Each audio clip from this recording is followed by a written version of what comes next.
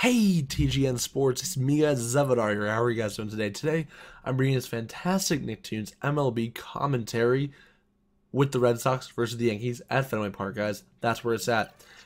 And the reason being is because that was the first matchup of a major league team at Fenway Park.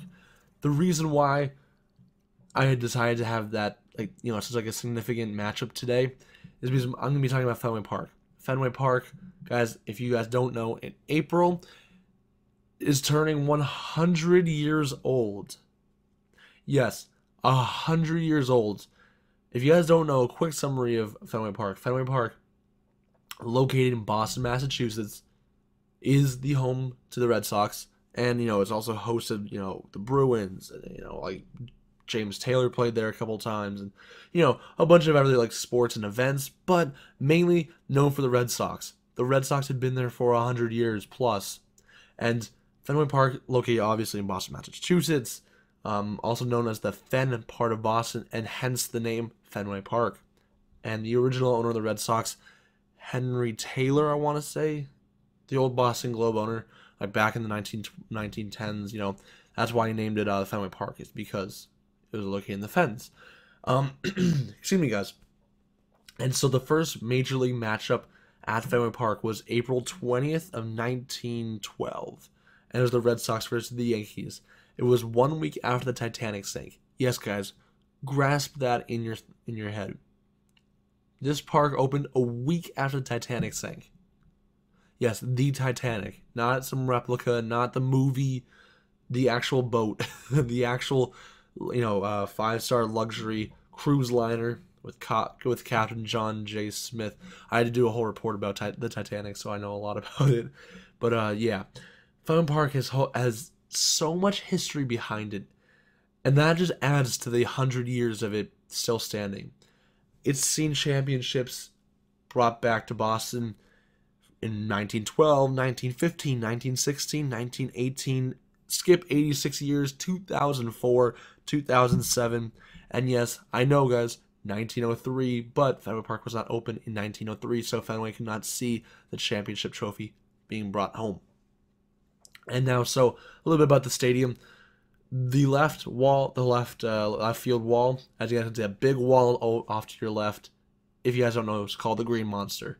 It stands at 37 feet tall, people will tell you, but they're wrong. It's actually 38 feet tall, because back in 06 or early 2000s, they lowered the field a foot, so that for drainage issues, or for drainage, help. And so it's standing at 38 feet tall. You can impress your friends with that. And Fenway Park holds around 37 to 38,000 people.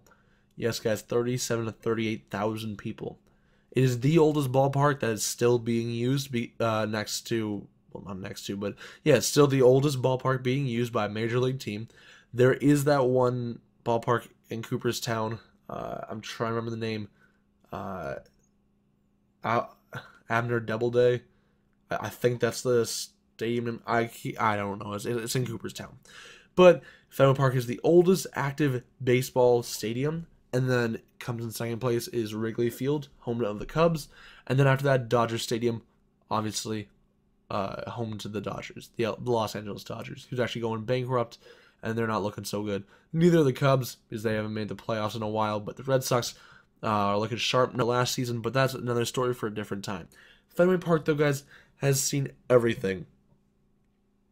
Excuse me. I like to say that I've seen a lot of unique plays happen in Fenway. I saw Jacoby Ellsbury steal home.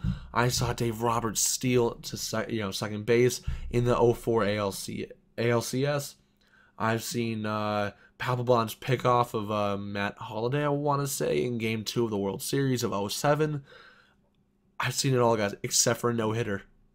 That simple. I've seen everything besides a no-hitter. And a triple play. Wait, triple play? Wow. So yeah, no-hitter and triple play, guys. That's the only two plays I have yet to see.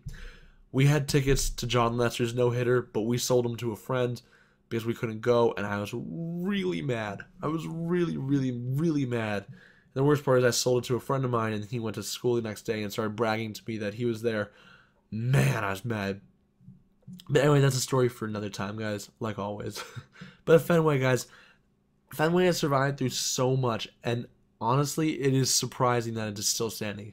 It's been through fires, it's been through strikes, it's been through the harsh Boston weather that all Bostonians have to live through. They're used to by now.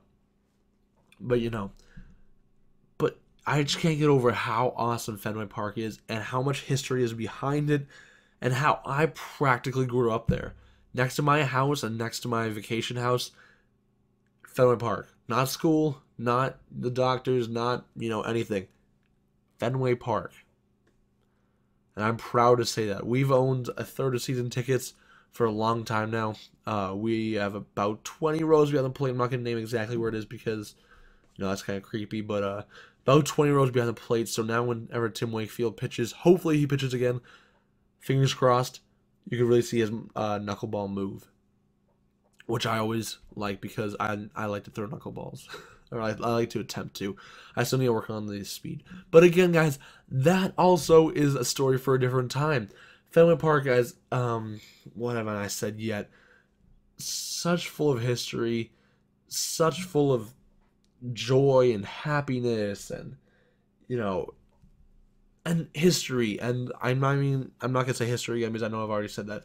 But just to think that the greatest baseball players, the greatest players to ever pick up a baseball played at Fenway at one point in their life.